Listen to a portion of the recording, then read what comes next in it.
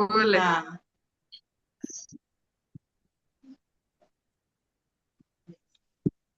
Join નથી કર્યું લાગતું હજી. ત્યાં ના, સુધી નો. હું ને જિજ્ઞા સાથે જ છીએ. કોણ છે? પ્રણામ.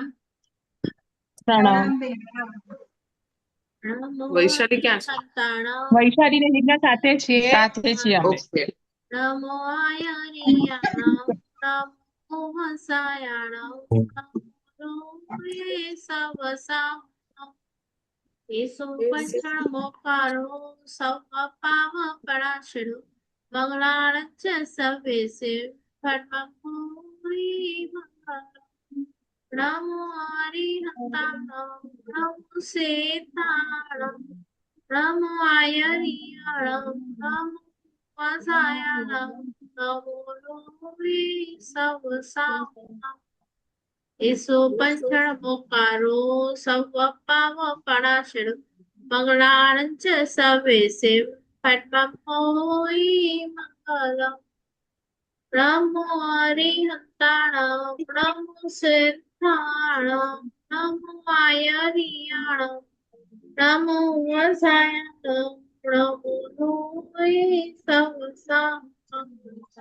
એસો પંચણ મુકારો સવ પાવ પરાશરો મંગળાણચ સવેસે ફટમપુરી મંગલમ.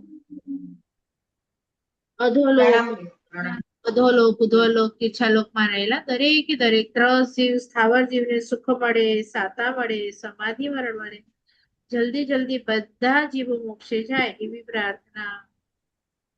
સાતામાં છો બધા?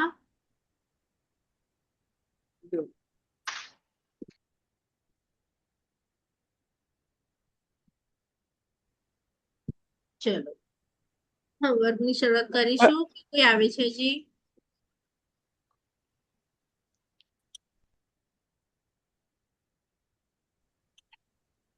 અવાજ આવે છે બરોબર? હા. ઓકે, ચલો. જૂના લોકોએ કદાચ સ્ટોરી સાંભળી હશે, પણ નવા લોકો માટે આપણે એક નાની કથા લઈએ કે શા માટે આપણે આ વર્ગ જોઈન કરીશું. જેમ આપણે ગયા વખતે પણ થોડુંક જોયું હતું કે શા માટે આ વર્ગો છે, તો એમ આજે આપણે જોઈશું. એક રાજા છે. હવે એ રાજાના ગામમાં એવું હતું કે દર 5 વર્ષે એક રાજા બદલાય. એને રાજ મળે પણ 5 વર્ષ માટે મળે. હા, અને એટલા જલસા કરવાના તમને કરવા હોય જલસા બધા કરી શકો તમે.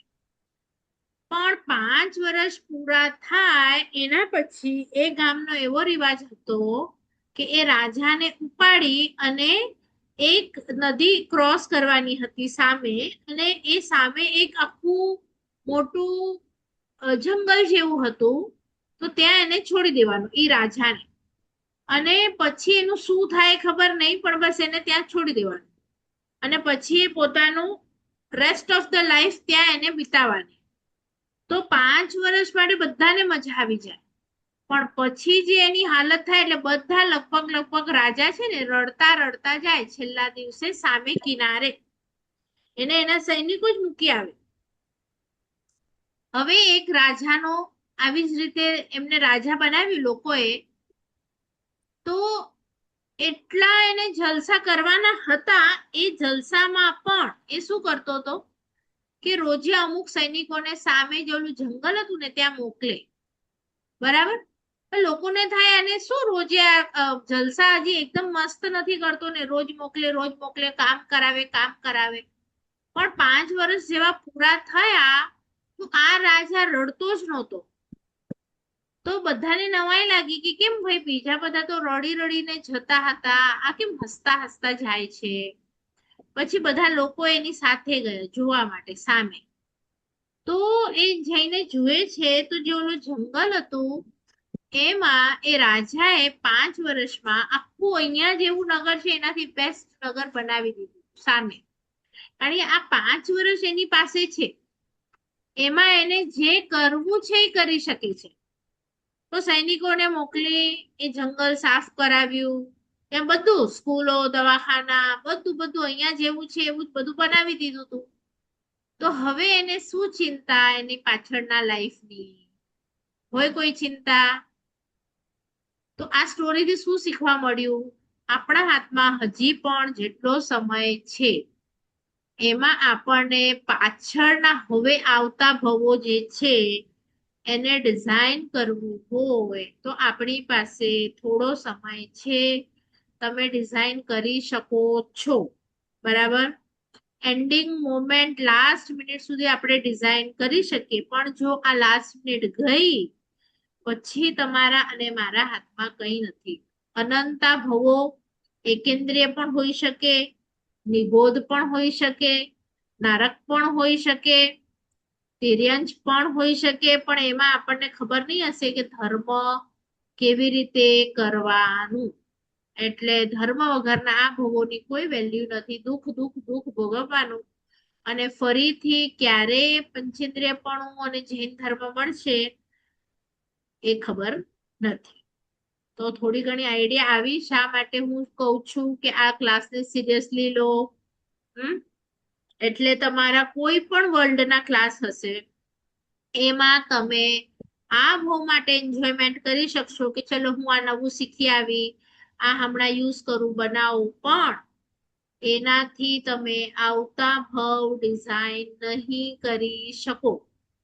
આનાથી તમે આવતા અનંત ભવોને કટ કરવા હશે તો કટ કરી શકશો. તમે સમજો કે આજે કોઈક વસ્તુનો મોહ છોડી દીધો, સમજો કે દાગીનાનો મોહ છોડી દીધો, ભણવાથી ખબર પડી, અને એના રિલેટેડના એકેન્દ્રિયના જે તમે પૃથ્વી કાયમાં જઈ અને જે મેટલમાં જન્મ લેવાના હતા એ બધા અટકી ગયા, તો તમારા માટે આ વર્ગ બેનિફિટમાં રહ્યા કે નહીં? એ ભવના જેટલો કાળ તમારો એમાં જવાનો હતો એ આખી લાઈફ, આખું સ્પેન, એમાં જન્મ, એમાં મરણ, એમાં પીડા, એ બધું તમારું નીકળી ગયું. તો તમે વિચારો તો તમને ખબર પડે.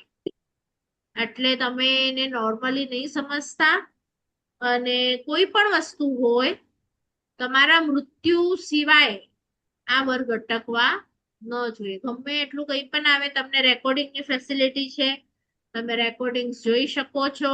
બરાબર? તો આગળ વધીએ. હવે જુઓ, જે લોકો જૂના છે એમને પહેલા આપણે થોડુંક રિવિઝન લઈએ કે યાદ છે કે ભૂલી ગયા, નહીં તો નવાને જ્યારે આપણે જણાવીશું ત્યારે એમનું પણ થોડુંક રિવિઝન થઈ જશે. તો આપણું જૈનિઝમ છે એ આમ તો મોટા મોટા શાસ્ત્રો પર ડિપેન્ડન્ટ છે, પણ આપણે મોટા શાસ્ત્રોને જ્યારે આપણા નજરથી જોઈએ કે ભણીએ કે સાંભળીએ તો આપણને લાગે આપણને બધું આવડી ગયું. બરાબર? પણ અહીંયા મારે એ તમને બતાડવું છે કે ત્યાં જે લખેલું હોય એમાં એ જ સમજવું, એમાં આપણી બુદ્ધિ લગાડવાની નહીં. દાખલા તરીકે શાસ્ત્રમાં વાક્ય આવે કે શ્રાવકે સચ્ચિત પાણી ન પીવું જોઈએ, એમ લખેલું આવે. હવે આપણે આપણી બુદ્ધિ લગાડીએ કે સચ્ચિત પાણી નહીં એટલે અચિત તો ચાલે ને, તો અચિતમાં આપણે ઉકાળી દઈએ તો પાણી અચિત થઈ જાય ને, પછી અચિત થઈ જાય તો અચિત તો ચાલે. પણ આ શાસ્ત્રમાં નહોતું લખેલું, તમે તમારી બુદ્ધિ લગાડી છે. શાસ્ત્રમાં એમ નહીં લખેલું આવે કે તમે ઉકાળો, કારણ કે ઉકાળો લખો ને એટલે એ પાણીના જીવ તો મરવાના જ છે. બરાબર? હા, તમે એક રસ્તો કાઢ્યો પણ એ શાસ્ત્રમાં નથી લખેલું. એટલે તમે બરાબર સમજો શું લખેલું છે એટલું જ માત્ર બોલવાનું. તમારી બુદ્ધિથી લગાડેલું ક્યાંય ત્યાં કામ આવશે નહીં. હવે આ વસ્તુને કેવી રીતે સમજવું? આપણે એની માટે થોડાક વર્ડ્સ લઈએ, ઈઝી વર્ડ્સ લઈએ, જે તમારા મઝગામના ક્લાસમાં થઈ ગયા છે. જો તમને યાદ હોય તો તમે હેન્ડ રેસ કરજો અને બોલજો. બરાબર? હું એક 8-10 શબ્દ આપું છું, એ 8-10 શબ્દમાં તમને શું લાગે છે એ તમારે બોલવાનું છે. બરાબર? મારે પૂછવું છે ધ ડિફરન્સ બિટવીન આમંત્રણ અને નિમંત્રણ. What is the meaning of આમંત્રણ અને what is the meaning of નિમંત્રણ? કારણ કે આવા કોઈ કાર્ય હોય ને, તમે ક્યાંકના ટ્રસ્ટી હો તો તમને કોઈ પત્રિકા લખાવવાની હોય, તમારે લગ્નની છપાવી હોય તો તમે શું લખો ઉપર? આમંત્રણ લખો, નિમંત્રણ લખો? આઈ થિંક આમંત્રણ એટલે તમે ઇન્વાઇટ કરો છો, તમે થઈ જાઓ. નિમંત્રણ એટલે જનરલ છે, જનરલ એટલે ઇટ ઇઝ નોટ યુ. તમે ઓકે પર્સનલી નથી ઇન્વાઇટ કરતા. ઇટ્સ એન ઓપન ઇટ્સ એટલે ઇટ્સ તમે એક ઇવેન્ટ તમારા છે, એની મિત્રના જાણકારી છે. તરફથી આમંત્રણ પત્રિકા છપાવો કે નિમંત્રણ પત્રિકા છપાવો? તમારા ગામના ધ્વજા હોય તો આમંત્રણ પત્રિકા છપાવો કે નિમંત્રણ પત્રિકા છપાવો? તો આમંત્રણ પત્રિકા એકદમ મારા ક્લોઝ હોય તો એ લોકોને હું આમંત્રણ આપું. બરાબર પત્રિકા નિમંત્રણ પત્રિકા હોય પણ હું કોઈને ઇન્વાઇટ કરવા જાઉં તો હું એ લોકોને આમંત્રણ આપું. બરાબર. બીજા કોઈ?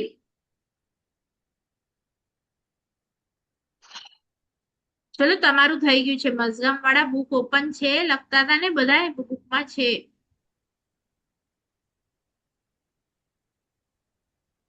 છે બુક કે ગઈ છે ને? હા, ચલો ફટાફટ. આમંત્રણ એટલે તમે ઔપચારિક રીતે કોઈને બોલાવો અને નિમંત્રણ એટલે તમે પ્રેમપૂર્વક આદર સહિત એમના ઘરે જઈને તમે એમને નિમંત્રણ આપો તમારા બરાબર. પ્રસંગમાં હાજરી આપવા. હા, પેલા જેમણે કીધું ને એ એક્ઝેક્ટ ઓપોઝિટ થઈ ગયું, પણ તમે પકડી શક્યા બંને વસ્તુને. એટલે હું જાહેરમાં હોય હું આમંત્રણ આપું આખા ગામને, પણ મારી દીકરી હોય, નણંદ હોય, એને મારે જવું હોય ને તો એની માટે મીઠાઈ લઈ જાઓ, સાડી લઈ જાઓ અને એને ભાર દઈને કહું કે તમારા વગર પ્રસંગ નહીં થાય તો મારે તમને નિમંત્રણ આપું છું, હું પર્સનલી આવી છું નિમંત્રવા. તો એવી રીતે ઓપોઝિટ. બરાબર. ચલો નેક્સ્ટ વર્ડ ઉપર જઈશું. જય વિજય. આપણે મહારાજ સાહેબ કાળધર્મ પામે ને તો બોલીએ જય જય નંદા, જય જય ભદ્દા. તો ત્યાં આપણે વિજય શબ્દ નથી વાપરતા. તો જય અને જય બધા સૂત્રોમાં પણ આવશે કે ઈચ્છમ જય જય મહાપ્રભુ દેવાધિદેવ. તો આવી રીતે જય જય ઘણા ઠેકાણે આવશે. તો જય નો અર્થ શું? તમે શું કરો છો? બોલ.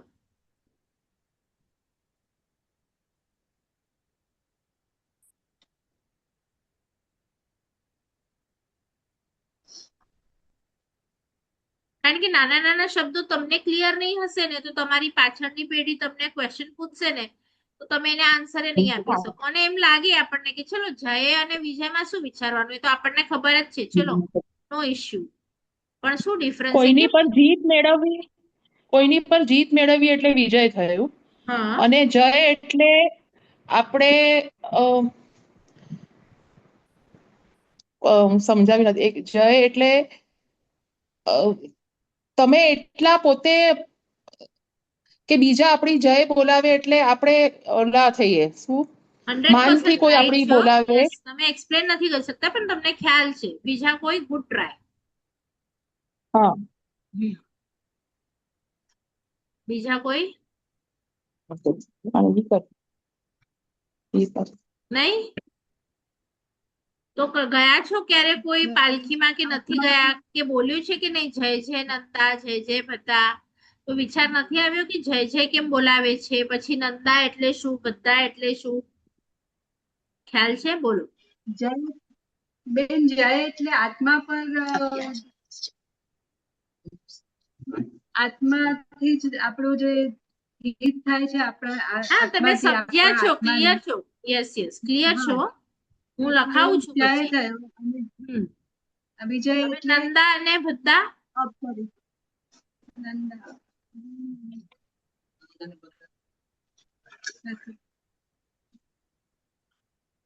પાલખીમાં હોય છે ને જય જય નંદા, જય જય ભદ્દા.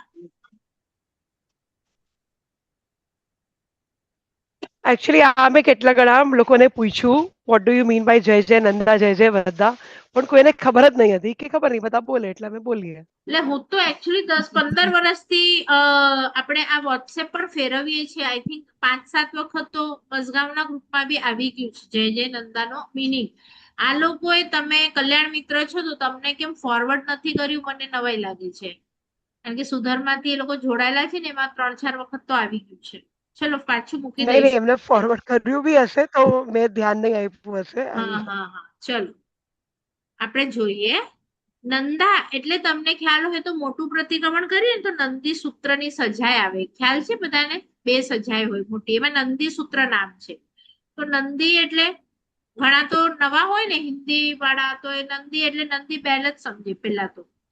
પણ આ નંદી શબ્દ આવે છે આનંદ ઉપરથી. અને આપણા ત્યાં આનંદ અને નંદ એ શબ્દ જોડાયેલો છે જ્ઞાનથી, જ્ઞાન. અને જેની પાસે જ્ઞાન છે રિયલમાં એ જ આનંદી છે. બીજા બધા આનંદી નથી, બીજા બધા ઢોંગ કરે છે કે હું ખુશ છું એવું બતાડવાનું. બરાબર? તો જ્ઞાન, જ્ઞાનના રિલેટેડ આ શબ્દ છે.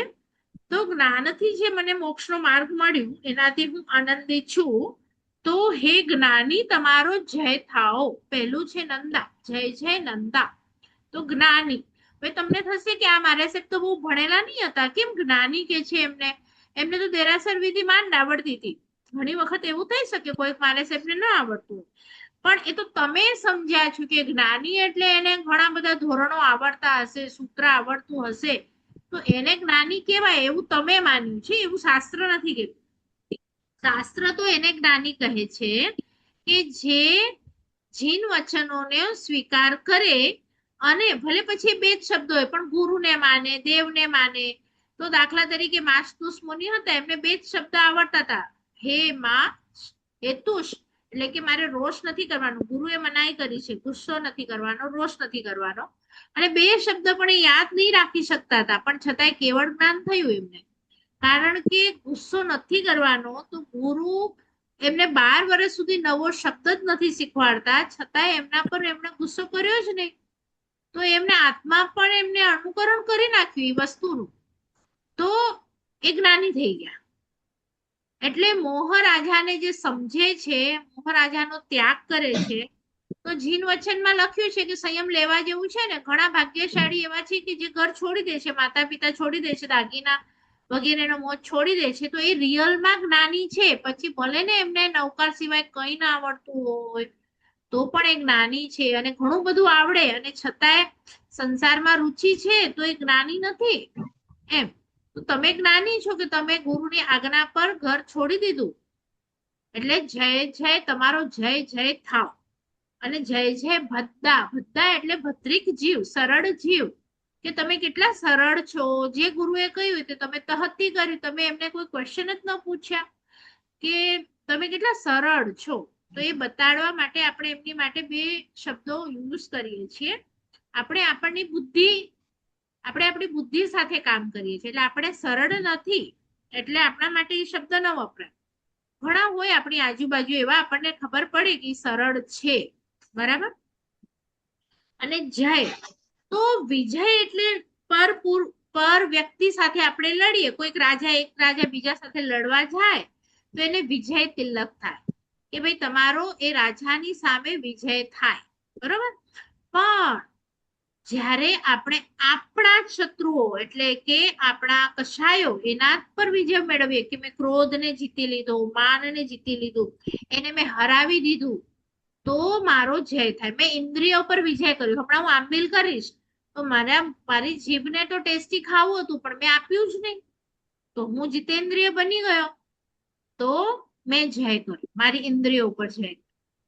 તો એને જય. તો કલ્પસૂત્ર સાંભળશો ધ્યાનથી, તો ત્યાં આ બધા 24 તીર્થંકરોને એમની કુલ મહત્રા એટલે કે વડીલો આશીર્વાદ આપે છે કે હે બાળક, હે પુત્ર, તમારો જય થાઓ. એટલે કે તમે શત્રુઓ, જે આંતર શત્રુઓ છે એની સામે તમે લડજો અને જીતજો. ખ્યાલ આવ્યું? એટલે આપણા સૂત્રોમાં પણ જય હશે કે જય વિતરાગ, જય વિયરાય. તો જય વિયરાય એટલે જય વિતરાગ. વિતરાગ રાગ ઉપર તમે જય મેળવ્યો છે એવા તીર્થંકર સ્વામી, એને પાસે આપણે માંગણીઓ માંગીએ છીએ. તો જય કર્યું છે તમે. બરાબર? અમારે એવું જય અમારા કશાયો ઉપર કરવું છે. ખ્યાલ આવ્યું બધાને? જય. તો ત્યાં તમે ભાવ કરજો કે એ લોકો પણ જય બને એવી રીતે. ભદ્ર છે, સરળ છે. અને ગ્રુપ ઉપર આ મેસેજ પણ મોકલાવો છે. ચલો, એના પછી આપણે લઈએ, આપણે સ્તુતિ બોલીએ છીએ, પૂરું કરીએ છીએ ત્યારે કે સર્વમંગલ માંગલ્યમ સર્વ કલ્યાણ કારણમ પ્રધાનામ સર્વધર્માણામ જૈનમ જયતિ શાસનમ. એમાં બે શબ્દ આવ્યા શરૂઆતમાં, સર્વ મંગલ અને સર્વ કલ્યાણ. તો મંગલ અને કલ્યાણ એટલે શું? બે શબ્દ હજી આપી દઉં, કદાચ મીટિંગ ક્યારે પણ પૂરી થઈ શકે છે તો તમે 10 મિનિટના ગેપમાં એનો અર્થ વિચારી શકો. તમારા ઘરમાં આપણે જઈએ તો બહાર લખેલું હોય શુભ અને લાભ, તો એ શુભ અને લાભનો અર્થ શું? પછી મંગલ અને કલ્યાણનો અર્થ શું? કારણ કે આ શબ્દો કેમ સાથે આપ્યા? કારણ કે બધાનો મીનિંગ છે ને સારું, કંઈક સારું એવું જ આપણને થતું હોય. તો જો એવું જ હોય ને સારું, તો પછી આટલા બધા શબ્દો આપણને તીર્થંકરો ભણતર ભગવંતો ન આપે.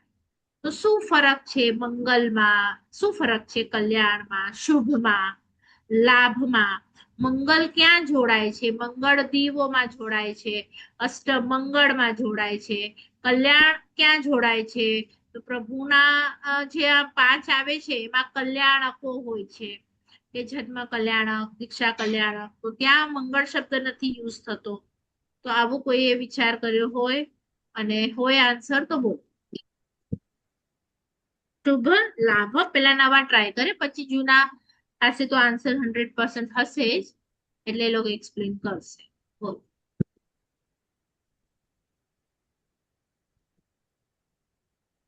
તમારા ઘરની બહાર હશે ને શુભ અને લાભ. લઈએ તો એટલા મોંઘા ને ફાઇન, પણ ખબર નહીં મીનિંગ કેટલાને ખબર હશે. ઘરની બહાર બધાના લગભગ હોય છે શુભ લાભ. તો શું આવ્યું આન્સર? ચલો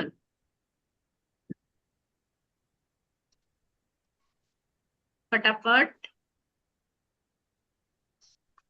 તમે ટ્રાય કરશો, નજીક જ છો બધા, નવા લોકો સારું ટ્રાય કરો છો તો ટ્રાય કરી શકો છો. બોલો. શુભ એટલે પવિત્ર લાભ, લાભ એટલે પવિત્ર લાભ, અને શુભ એટલે શુભ એટલે એ થાય ને લાભ એટલે કે બધા સુખાકારી થાય. ને મારા ઘરમાં આપણે આમ તો લગાડીએ દિવાળીમાં, તો એમ થાય કે બધો મારું ઘર ભરેલું રહે અને મારા ઘરમાં વૃદ્ધિ થાય, સમૃદ્ધિ થાય, એટલા માટે આપણે આ લગાડીએ ચિહ્ન. તો અચ્છા, તો મારે એમ પૂછવું છે, જો એમ થાય બધું મારા ઘરમાં થાય, તો પછી પ્રભુ તો પોતે નીકળી ગયા, તો પોતાનું ઘર ખાલી કરી નાખ્યું, તો એટલે પછી આપણે એમના માટે તો દિવાળીના દિવસોમાં શું? લગાડીએ એટલે ભગવાન માટે પણ આપણે કરીએ છીએ કે હા, આપણે એ જ લક્ષ્મી પૂછું છું. માતાને. તો શુભ અને હા. લાભ, જો એ પોતે નીકળી ગયા ને એમની દીકરી જમાઈ બી દીક્ષા લઈને નીકળી ગયા, તો એમના ઘરનું તો લાભ ન થયું, કારણ કે ઘર તો ખાલી થઈ ગયું એમનું. અથવા તો કોઈ મારા હમણાં 4 સ્ટુડન્ટો એક સાથે દીક્ષા લીધી, તો પછી ઘર ખાલી થઈ ગયું, તો હવે એમના માટે શુભ અને લાભ થયું કે નહીં થયું? ઘર ભરેલું હોય એવું જો આપણે માની અને લગાડતા હોઈએ, તો પછી એમની માટે તો લાભ નહીં થયું. પણ એવું થયું કે એમના ઘરમાં આટલી કલ્યાણકારી પુત્રી થઈ, કે દીક્ષા કોઈકે લીધી, કે એવી રીતે થયું, તો એમના ઘરમાં એ પવિત્ર સંસ્કારોનું આગમન છે, કે વૃદ્ધિ છે, સમૃદ્ધિ છે. એનાથી બી સમૃદ્ધિ તો તમે થઈ ટ્રાય શકે ને. કરો છો બરાબર સમૃદ્ધિ છે, પૈસાથી જ ન થાય. હા, પણ તમે ક્લિયર નથી. ટ્રાય કરો છો એ ગુડ છે. બીજા કોઈ?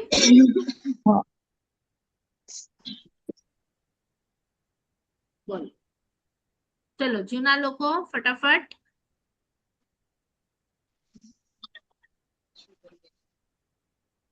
શુભ એટલે અરે તો નિમિત્ત, ફટફટ આન્સર આપવાના છે, તમારું તો રિવિઝન થઈ ગયું છે બધું. નિમિત્ત શુભ પડવા જોઈએ, જેમ કે તમને દેરાસર મળે, ગુરુ મળે, તમે જ્યાં રહો છો એની આજુબાજુ તમને શુભ નિમિત્તો બધા મળવા જોઈએ. બરાબર, કલ્યાણ મિત્રો હોય તમારી પાસે, સારા પુસ્તકો હોય. બરાબર છે. અને લાભ એટલે જેનાથી તમારી આત્માને લાભ થાય, એનું આલંબન. એટલે દેરાસર બાજુમાં હોય પણ હું જાઉં નહીં તો